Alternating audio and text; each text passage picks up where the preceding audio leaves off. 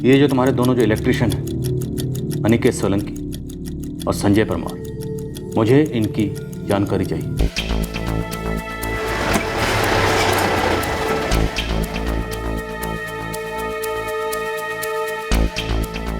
हाँ साहब, वो मेरी ही खोली है। अनिकेत और संजय को भाड़े पे दी थी, लेकिन वो अचानक से चले गए, कुछ बोला नहीं। एक्स्ट्रा चाबी है? हाँ है ना साहब। पड़ोसी ने कहा कि संजय और अनिकेत दरवाजा खुला छोड़कर निकल गए, तो मैंने जाकर वहाँ ताला लगाया।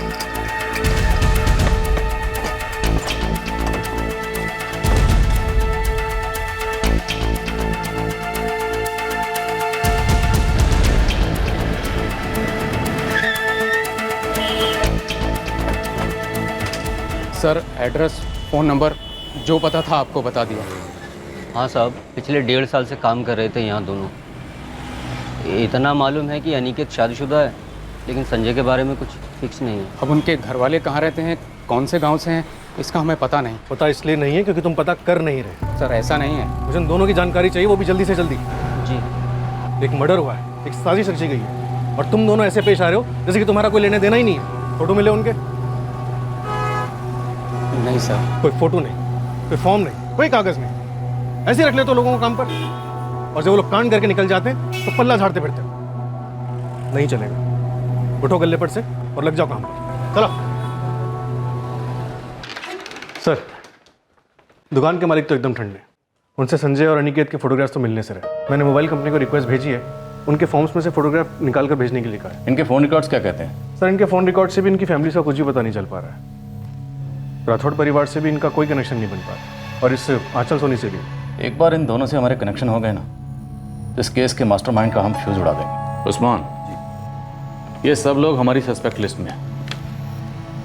इन्हीं में से कोई एक है जो उस रात हत्यारों से बात कर रहा था, और इन्हीं में से किसी ने हत्यारों को कांड के लिए किराए पर लिया था। 100%। साहब, आप 100% बोल रहे हैं तो समझ लीजिए 200% काम हो जाएगा। जोड़ का जोड़ निकालते हैं और इन पंटर लोगों का तोड़ निकालते हैं।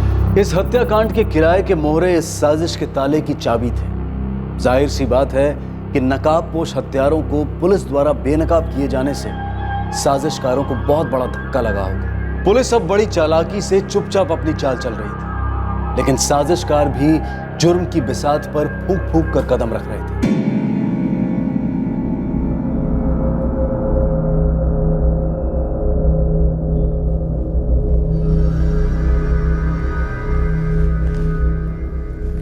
पुलिस स्टेशन गई थी? हाँ, वो पुलिस ने बुलाया था क्योंकि हम किराएदार हैं ना उनके, इसलिए। कॉन्ट्रैक्ट मेरे नाम पे, बुलाया तुम्हें? आप जाओ या मैं जाऊं, एक ही तो बात है। और वैसे भी रूटीन के सवाल जवाब कर रहे थे, कुछ खास नहीं। ठीक है।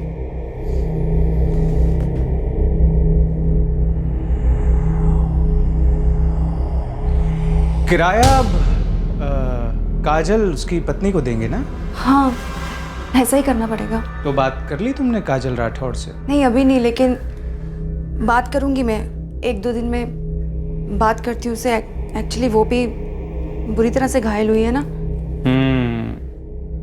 बुरी तरह से घायल हुई है।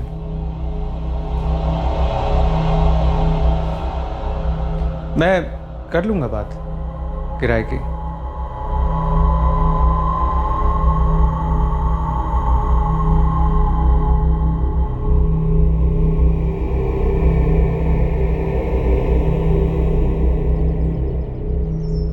मुझसे रहा नहीं जा रहा है काजल दी, मुझे कहना ही होगा।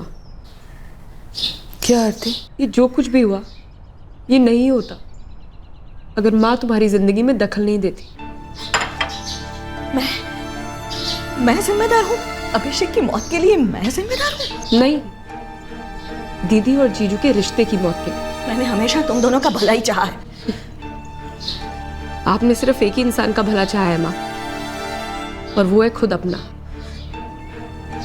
तुम्हारे पापा के छोड़ के जाने के बाद तुम दोनों को जिस तरह से बड़ा किया ना, वो मैं ही जानती हूँ। बस करो तुम दोनों, ये सब बातें करके कोई फायदा नहीं है। जो हो चुका है उसे मैं बदल नहीं सकती। लेकिन 4 साल पहले तुम खुद को बदल सकती थी दीदी, हालात को बदल सकती थी। लेकिन माँ ने अपना गेम किया, वही किया और कराया जो उनके फायदे में था। बाबूजी, 2 शोरूम का, घर का, अहमदाबाद वाले 2 ऑफिस का क्या करना है? करना क्या? मैंने तो संपत्ति दोनों भाइयों के नाम बांट दी थी। जो अभिषेक की है उस औरत को जाएगी। मतलब उसका प्लान सफल हो गया? प्लान उसकी माँ का था, मेरे बेटे को निकल गई और संपत्ति को भी। अभिषेक और काजल के रिश्ते की इमारत कच्ची ईंटों से बनी थी। इस इमारत की दीवारों में दरारें बेशुमार थीं और उन दरारों में सीलन भी बेशुमार थी। और इस रिश्ते की इमारत धंस रही थी, पर उसे गिरने नहीं दिया जा रहा था, पर खड़ा भी नहीं होने दिया जा रहा था। यह इमारत छल और कपट की नींव पर बनी थी। 4 साल तक छल और चालाकी से टिकाई गई थी। मैंने काजल से शादी करने का फैसला कर लिया है बाबूजी। वो लड़की तुम्हारे लिए ठीक नहीं है अभिषेक। आपको कैसे पता? आप पीछा कर रहे हैं उसका, या आप मेरा पीछा कर रहे हैं? तुम्हारा पीछा मैं तब से कर रहा हूँ जब से तुम 7 महीने के थे, घर में घूमते रहते थे। नजर रखता था तुम पे कि तुम्हें कोई चोट ना लग जाए, किसी गलत चीज से ना टकरा जाओ। 7 महीने का नहीं हूँ, अब मैं 27 साल का हो चुका हूँ बाबूजी। लेकिन बेटा, जो लड़की टूटे हुए घर से आएगी वो तेरा घर जोड़ पाएगी क्या? उसके पापा ने उसकी माँ को छोड़ दिया, इसमें काजल का क्या दोष है माँ? दोष उसकी माँ में है अभिषेक। उसकी माँ से शादी नहीं कर रहा हूँ मैं, काजल से शादी कर रहा हूँ। और उसकी माँ है ना, अपनी दोनों बेटियों का घर नहीं बसने देगी। आप सारी दुनिया के बारे में ऐसी राय बना लेते हैं ना। दुनिया में रहना है ना तो दुनिया को देखना भी चाहिए बारीकी से। तुम्हारी तरह नहीं, कुछ देर के लिए शादी में क्या देख लिया बस।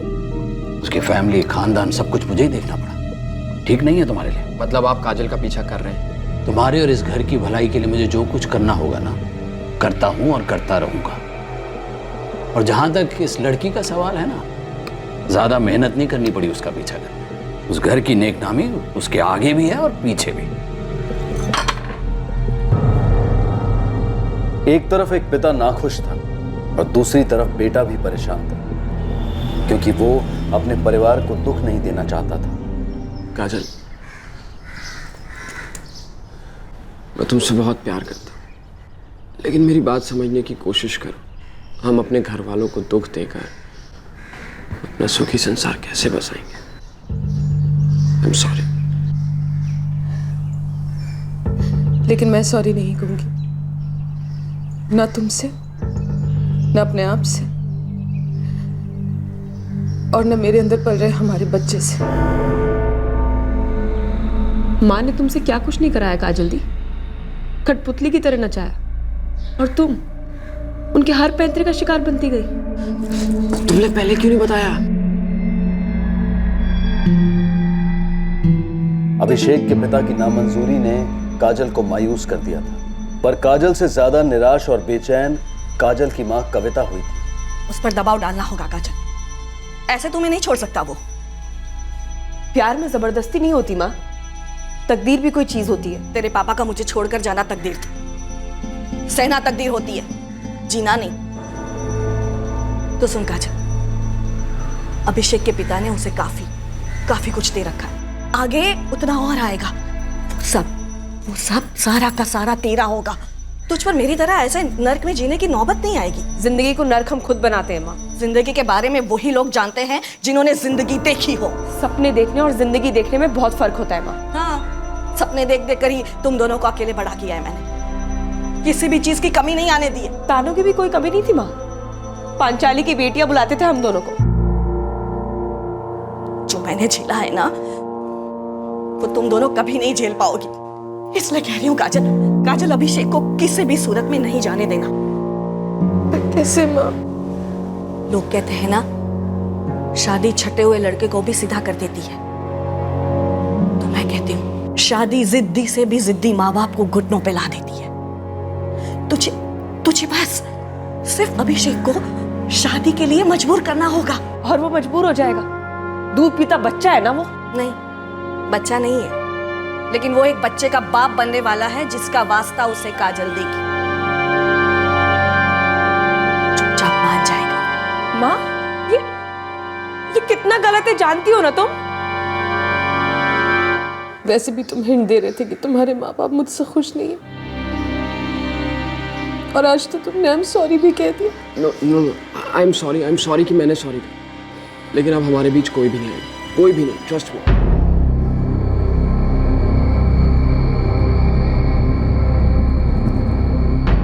कविता का सिखाया हुआ और काजल का बोला हुआ प्रेगनेंसी वाला झूठ अपना काम कर गया। राठौड़ परिवार के पैरों तले जमीन खिसक गई। अभिषेक के पिता ब्रिजलाल को अपने गुस्से का घूंट पीकर इस फैसले को कबूल करना पड़ा। आने वाले कुल के चिराग की खुशी ने राठौड़ परिवार में सभी के शिकवों की चिंगारियां बुझा दी।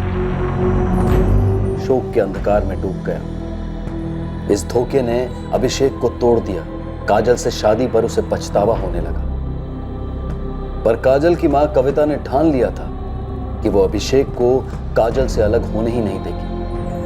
कविता की पढ़ाई पट्टी काजल ने बखूबी अभिषेक को पढ़ा दी। उसने अभिषेक को मना लिया कि उन्हें अलग घर बसाना चाहिए। काजल के झूठ ने अभिषेक को अपने माता पिता के सामने शर्मिंदा कर दिया था।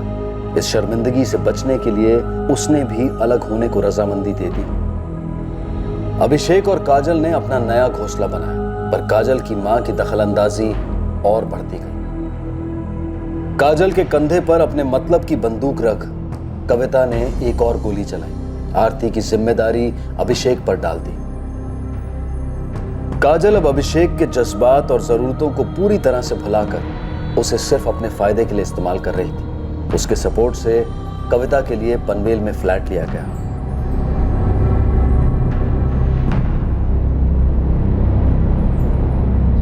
एडमिट करो काजल दी, तुम दोनों एक दूसरे के लिए बने ही नहीं थे। इन सब बातों का क्या मतलब है? वैसे भी तुम तो आजाद पंछी की तरह मार मुझे छोड़कर उड़ गई। अपनी मर्जी से शादी कर ली, घर बसा लिया। मैंने अपना घर बसाया दी, किसी का घर तोड़ा नहीं। माँ के हाथों की कठपुतली नहीं बनी, ना अपने पति को कठपुतली बनाया जैसे तुम अभिषेक जीजू को बनाने की कोशिश कर रही थी। बस कर आरती, बोलने तो दी। आज के बाद शायद ये बात कभी ना हो, पर क्या तुम जानती थी तुम्हारी जोड़ तोड़ और चालाकी से परेशान होकर अभिषेक जीजू कहीं और सुकून पा रहे थे। आंचल सोनी, तुम लोगों की किराएदार।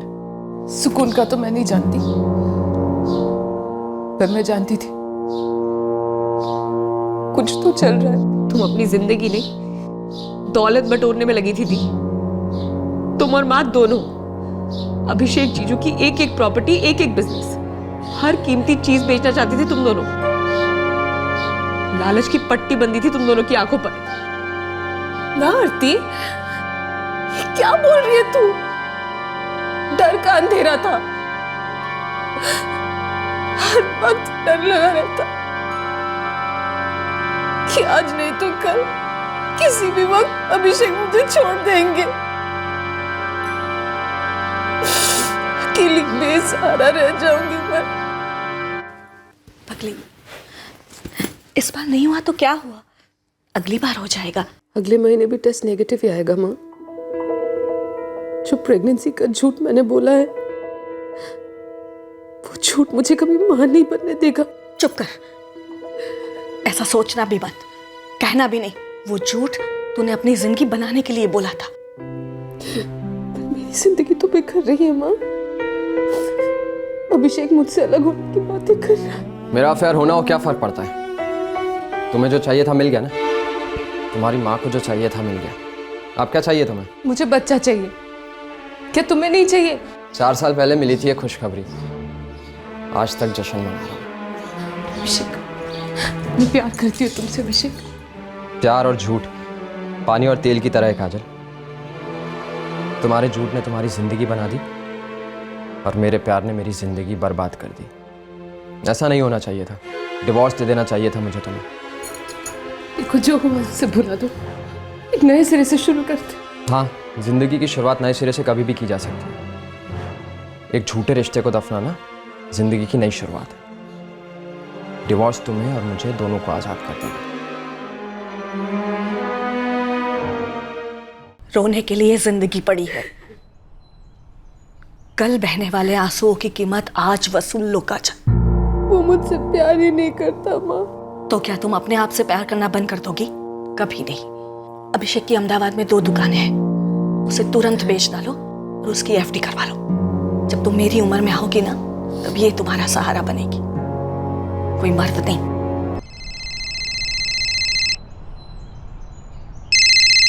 जी बाबूजी। वो अहमदाबाद वाली प्रॉपर्टी बेच क्यों रहा है तू? मैं बेच रहा हूँ? नहीं बाबूजी। खबर मिली है मुझे कि वो सेल पर चढ़ाई गई है। कहीं तेरे पीठ पीछे वो लड़की तो नहीं है सब कर रही? अभिषेक तो रहे नहीं, पर इस सब में तुम्हें क्या मिला काजल दी? ताई काम हो गया है, मैं जाऊं? हाँ जा। साहब आपके संजय और अनिकेत तो पूरा स्पॉट लगा के रखा है। अब क्या दे रहा है उस्मान? शॉक। बोल। साहब वो अटैक पहला नहीं था। पहला अटैक कब? उस रात के 2 रात पहले 11 अप्रैल को भी सर इन दोनों ने ट्राई किया था। तुझे कैसे पता? साहब जहाँ से आपने वो सीसीटीवी फुटेज निकाली थी ना, मैं उससे बात कर रहा था, तो ऐसी कुछ पुरानी फुटेजेस देखी तो ये सोने की खान हाथ लग गई।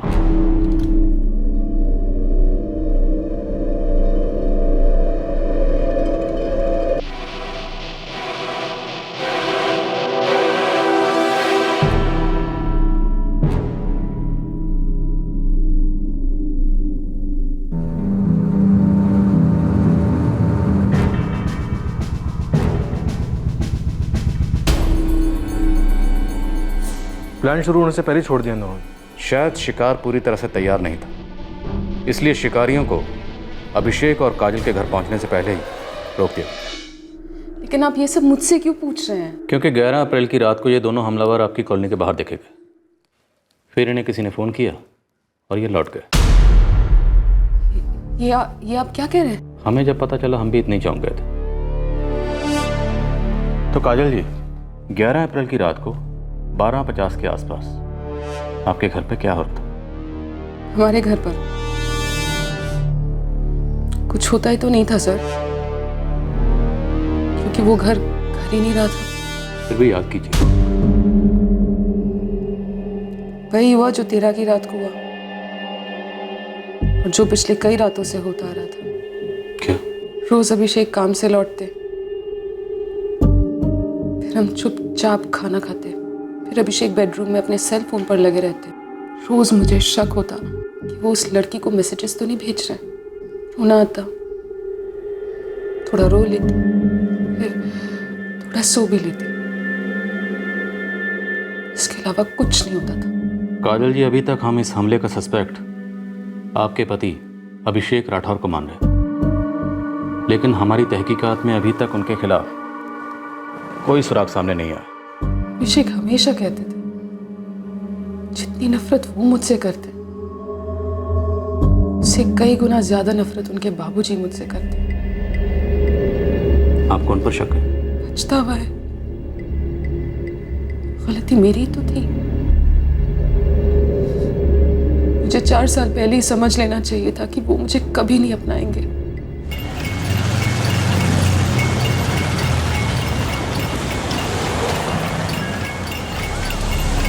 देख उस्मान, मेरा नाम नहीं आना चाहिए। फॉर्म भर के दूं क्या तेरे को? स्टैम्प पेपर पे लिख के दूं? बोलना। तुझे वो कुंती कॉम्प्लेक्स वाला कांड याद है जिसमें वो राठौर टपक गया और उसकी बीवी सीरियस थी? अनिकेत सोलंकी और संजय परमार नाम है उन दोनों का जिन्होंने कांड किया। आगे बोल। दरअसल वो काम पहले मेरे पास ही आया था।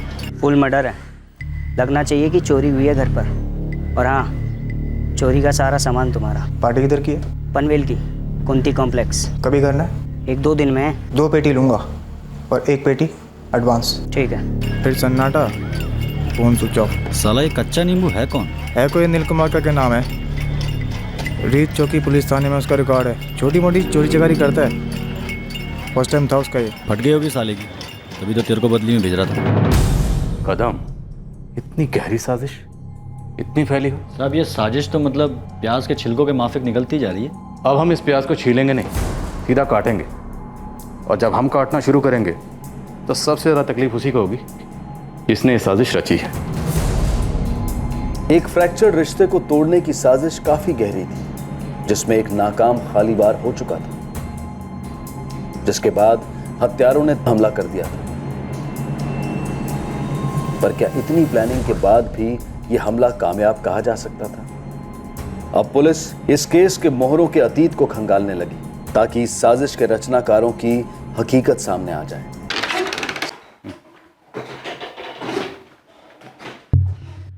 सर, ये अनिल कुमार जुवेनाइल केस के लिए रिमांड होम में था। बालिग होते ही चोरी की सजा काटी और फिर एक डकैती और असॉल्ट के केस में जेल जा चुका है। संजय और अनिकेत के साथ साथ इसके खिलाफ भी रेड अलर्ट जारी करो। ये अनिल तुम्हारे नीचे क्या काम करता था? काम तो उसका मोल्डिंग मशीन का था, मगर जब वो आए तब ना। अच्छा, मतलब पूरा दांडी कुमार। दांडी क्या, पूरा 2 दिन आया, 2 हफ्ते गायब। मालूम था उसको रोज की मजदूरी है, नहीं भी आएगा तो काम रुकने वाला नहीं है। लेकिन यार ये बता, उस लौंडे का कहीं कुछ वो तो नहीं गया? कुछ हुआ नहीं अनिल भाई, लेकिन एक मर्डर चार्ज में वांटेड है। क्या बात कर रहा है? और भाई शकल से तो वो साइकिल या स्कूटर ही चोर नजर आता है, फिर मर्डर में कैसे? किया नहीं उसने अनिल भाई, किया किसी और ने, और ये करने वाले का लिंक है। खुदा कसम खा के कह रहा हूँ, पुलिस तो मतलब समझ लो उसके प्यार में गिरी पड़ी है। तो मीटिंग करा दो एक बार, कसम से बहुत अर्जेंट। देख भाई, जैसे मुझे कोई जानकारी मिलती मैं फ़ोन करूँगा पक्का। ठीक है, लेकिन तू एक काम कर। हाँ, तो मोल्डिंग डिपार्टमेंट में विनोद से मिल ले, वो दोनों एक दूसरे के दोस्त थे।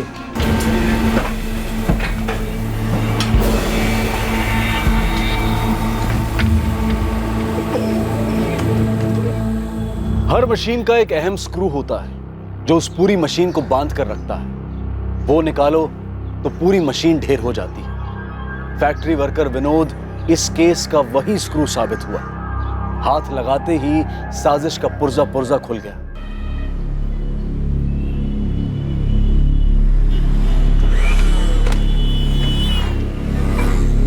क्या सेठ, बसंत भाई नहीं दिख रहे? क्या काम है? मैसेज देने का था उनको एक। हैं किधर वो? वो किसी काम से बाहर गया है, पता नहीं कब लौटेगा। वैसे मैसेज क्या है? और तू है कौन? मैसेज देने वाला मैसेंजर। प्यार से बात करता हूँ, पुलिस वालों की तरह नहीं हूँ।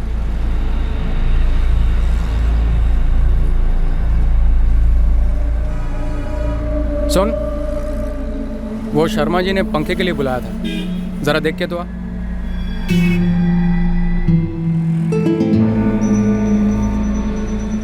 तुम्हें पुलिस ने भेजा है? बसंत सिसोदिया का पता चाहिए उन्हें, अभी चाहिए। देखो, वो बस बिना कुछ बताए पता नहीं कहाँ चला गया है। उसका फ़ोन भी बंद है। मुझे सच में नहीं पता कि वो कहाँ है। वैसे पुलिस उसे क्यों ढूंढ रही है? उस्मान, ये फैक्ट्री मजदूर विनोद और ये इलेक्ट्रिक शॉप का मालिक बसंत सिसोदिया, इन दोनों का क्या कनेक्शन है? कनेक्शनों की तो बारिश हो रही है साहब। ये विनोद जो है ये बसंत सिसोदिया का रिश्तेदार है। अच्छा, और ये विनोद पता है किसका पति है? ज्योति का, अभिषेक राठौर के घर काम करने वाली नौकरानी। ये विनोद दिगे उसी फैक्ट्री में मशीन ऑपरेटर था जहां अनिल काम करता था। Right sir. और इस अनिल को कुंती कॉम्प्लेक्स में मर्डर की सुपारी ऑफर हुई। और कुंती कॉम्प्लेक्स में अभिषेक राठौर और काजल राठौर का घर है, जहाँ ज्योति काम करती। ये विनोद दिगे ज्योति का हस्बैंड है और इलेक्ट्रिक की दुकान के मालिक बसंत सिसोदिया का रिश्तेदार है। और ये बसंत गायब है, फोन भी स्विच ऑफ है। और इस कांड के ये 2 मोहरे हमारे प्राइम सस्पेक्ट संजय और अनिकेत इस बसंत सिसोदिया की दुकान में काम करते थे। और ये दोनों ही फरार हैं। इस ज्योति की क्या खबर? काम पर ही है सर, जैसे कुछ हुआ ही ना हो।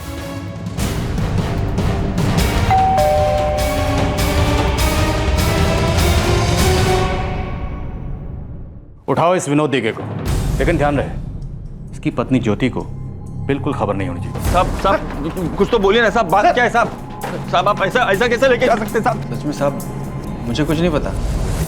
तुम्हारे बाद हमें बहुत से लोगों को इस कुर्सी पे बिठा के पूछताछ करनी है, इसलिए हमसे ओवर टाइम मत करवा।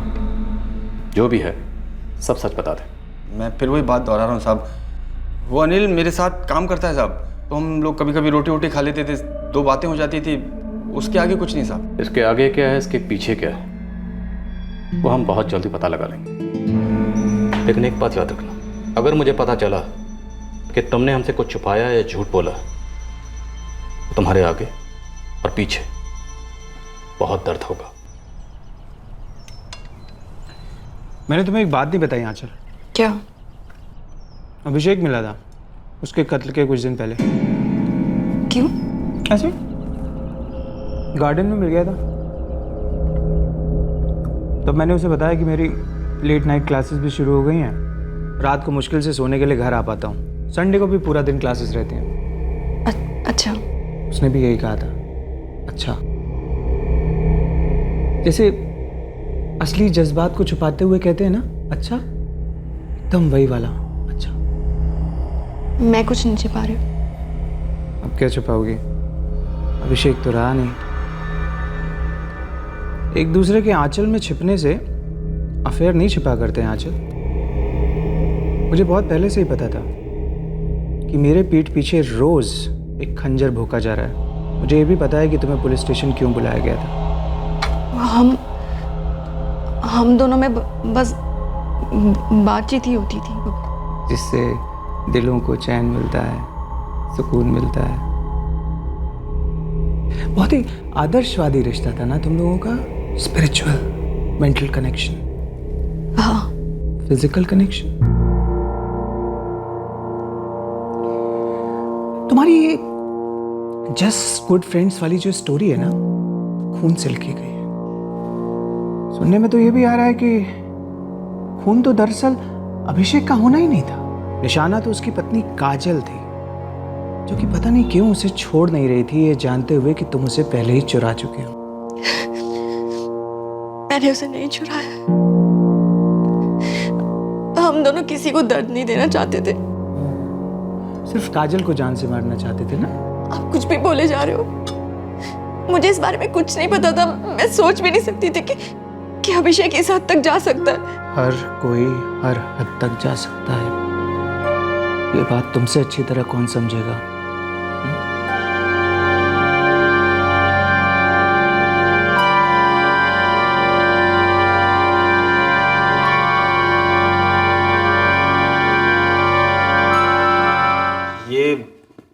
इत्तेफाक है साहब कि ज्योति मेरी पत्नी है और बसंत भाई मेरे रिश्तेदार, और अनिल तुम्हारा दोस्त।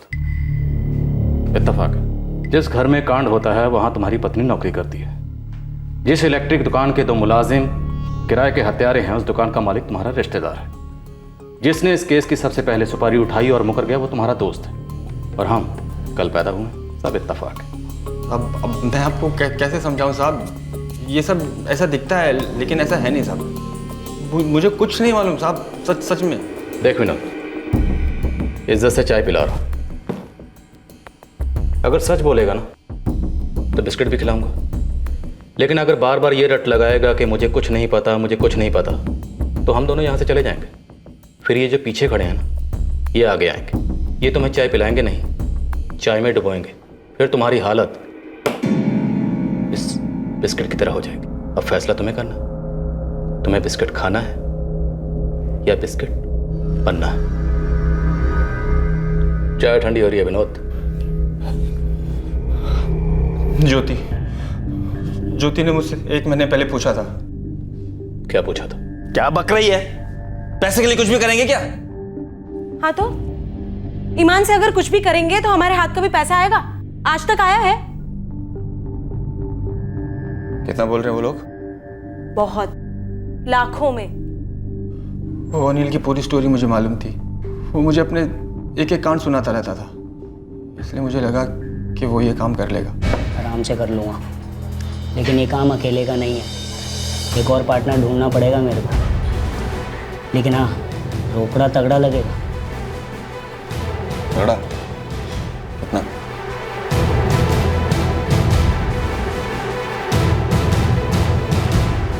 आधा है एडवांस। मतलब ये पूरा मेरा। अब मेरा जो पार्टनर होगा उसको अलग से देने होंगे। पूरे 1.5 लाख रुपए थे साहब। 1.5 लाख लेकर अनिल हवा हो गया। तो ढूंढा नहीं उसे? ढूंढना शुरू किया था साहब, फिर छोड़ दिया। क्यों? दूसरे पुलिस वाले उसे ढूंढ रहे थे चोरी के केस में। तो इस अनिल की जगह आ गए अनिकेत सोलंकी और संजय परमार। हाँ साहब। बाकी सब एक तरफ। ये बता, इसमें तुझे कितना मिल रहा? बहुत तगड़ी पार्टी पसंद भैया। आप बस 2 बंदे दिलवा दो काम के लिए। 2 लड़के हैं, भूखे, बहुत ही भूखे। जो कहोगे वही करेंगे। कौन है दोनों? ये मतलब भरोसे के आदमी है ना? संजय और अनिकेत नाम है। मेरी दुकान पे दोनों इलेक्ट्रिशियन हैं। भरोसे की गारंटी मैं देता हूँ। काम का होना ना होना तकदीर का खेल। वैसे काम कल रात को ही करना है।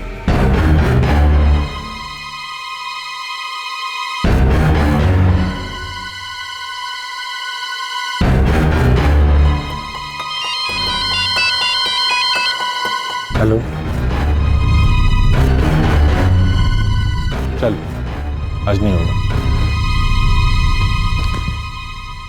कुछ हो गया था साहब, उनको रिटर्न जाना पड़ा। क्या हो गया था?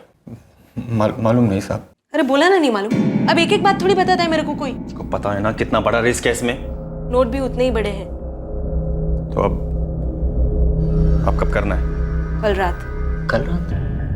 साले विनोद, पहली बार दोनों पूरा काम कर रहे हैं लड़के। तुझे पता है ना कितनी हालत खराब होने की कल रात के बाद। तो हम कौन सी यहाँ चैन की सांस ले रहे हैं? और वैसे भी अब मेरे और ज्योति के हाथ में कुछ नहीं है, बस ऑर्डर आया है, कल होगा।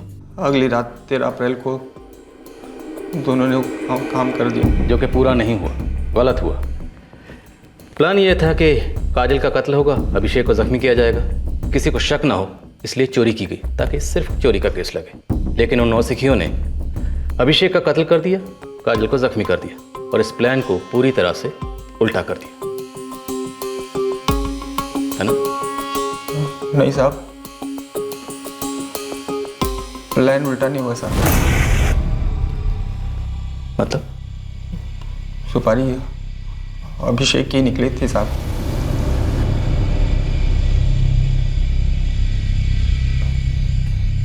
किसने दी थी सुपारी? इस कांड का मास्टरमाइंड काजल मैम साहब। रेत की तरह काजल को अपनी जिंदगी हाथ से फिसलते हुए दिखने लगी। अभिषेक डिवोर्स की बात छेड़ चुका था, ऊपर से उसका आंचल सोनी के साथ अफेयर चल रहा था। वो मुझे मार डालेगा ज्योति। तो अब आप क्या करना चाहती हैं मेम साहब?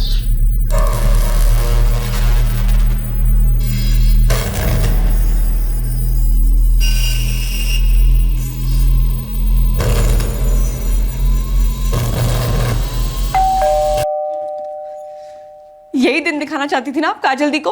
क्या दिन? क्या बक रही है? पुलिस ने गिरफ्तार कर लिया काजल दी को अभिषेक जीजू के खून के लिए,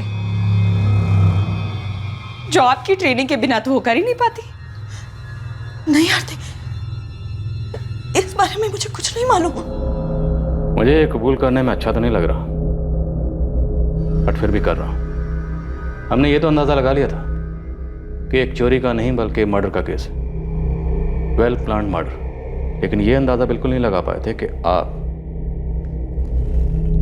निशाना नहीं, निशानेबाज हैं। 11 अप्रैल को अटैक प्लान किया गया था, पर वो नहीं हो पाया। हेलो। आज नहीं हो पाएगा। लेकिन हम तो पहुंच चुके हैं। मेरे हस्बैंड अभी तक नहीं आया, ऑफिस में ही है। 1-2 दिन के बाद ही हो पाएगा। तुम लोग जाओ। चल, आज नहीं होगा। वैसे वो फर्जी नंबर वाला फोन कहाँ है जिससे आप 11 अप्रैल की रात को अनिकेत सोलंकी से बात कर रही थी?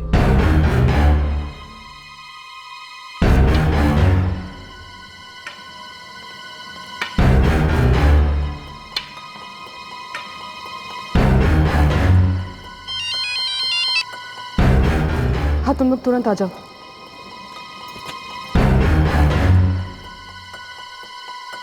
तेरह अप्रैल की रात की असलियत अब देखने को मिलने वाली थी। अब तक जो भी दिखा था वो था जो काजल ने कहा था, सच नहीं।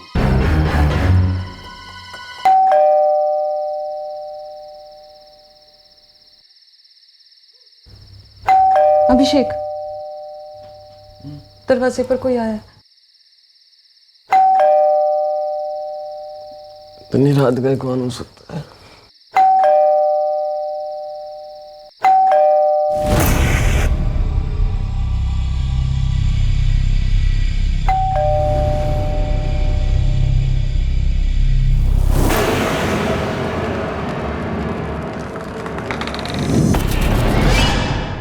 मुझे इस बात की हैरानी नहीं है कि कोई एक आदमी के साथ अपने मरते हुए रिश्तों से दूर जाने के बजाय पैसों के लिए उस आदमी को ही मार डाले। हैरानी इस बात की है कि गुनहगार आप निकली। वो मुझे जीते जी मार रहा था। तो आप उसे छोड़ सकते थे। मुझे समझ में नहीं आता, जब दो लोग अपनी मर्जी से, अपनी खुशी से एक दूसरे के साथ रहने का फैसला कर सकते हैं, तो अपनी मर्जी और अपनी खुशी से एक दूसरे से अलग होने का फैसला क्यों नहीं कर पाते? आपके पास ऑप्शन था। अगर आप ये ऑप्शन चुनती तो आज आपके पति अभिषेक राठौर जिंदा होते और आप यहां हमारे सामने नहीं बैठी होती।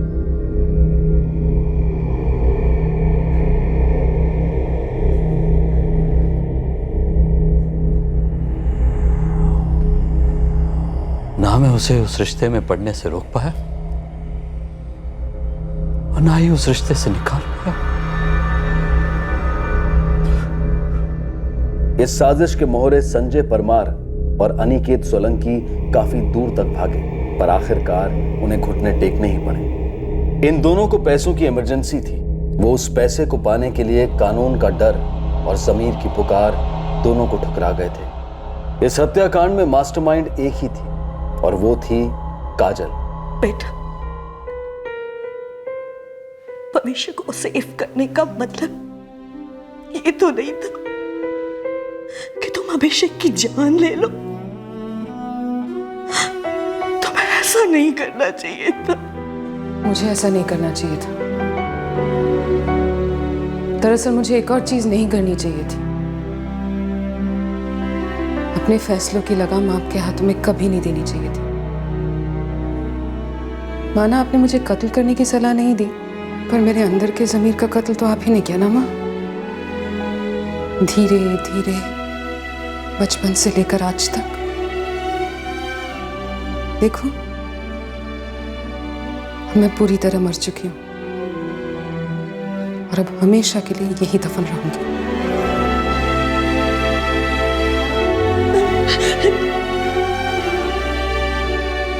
एक टूटे फ्रैक्चर्ड रिश्ते ने इस भयंकर जुर्म को जन्म दिया। इस जुर्म ने एक आदमी की जान छीन ली, एक औरत और उसके मोहरों को आजीवन कैद में डाल दिया और एक जोड़े को उसी कश्मकश में डाल दिया जो पहले जोड़े के खंडित रिश्ते में थे। इस केस के साथ फिर एक बार चंद मूलभूत सवाल उठे। सवाल पहला, जब एक रिश्ता खट्टा हो जाता है तो उसमें और कड़वाहट भरने का क्या मतलब है जो एक जुर्म को जन्म देती है और कोई अपने जीवन साथी का कत्ल करने पर उतर आता है। सवाल दूसरा, कुछ स्त्री पुरुष ऐसे रिश्तों की तरफ क्यों और कैसे आकर्षित होते हैं जिस पर लगी विनाश की मोहर को कोई अंधा भी पढ़ सकता है। सवाल तीसरा, जिस अदब के साथ लोग रिश्तों में जुड़ते हैं उस अदब, उस गरिमा का चाहे एक छोटा सा अंश ही सही, वो अंश जोड़े अलग होते वक्त क्यों नहीं दिखाते। सवाल चौथा, जब एक रिश्ता हर तरह से निष्क्रिय हो चुका होता, मर चुका होता, तो इस बात से क्या फर्क पड़ता है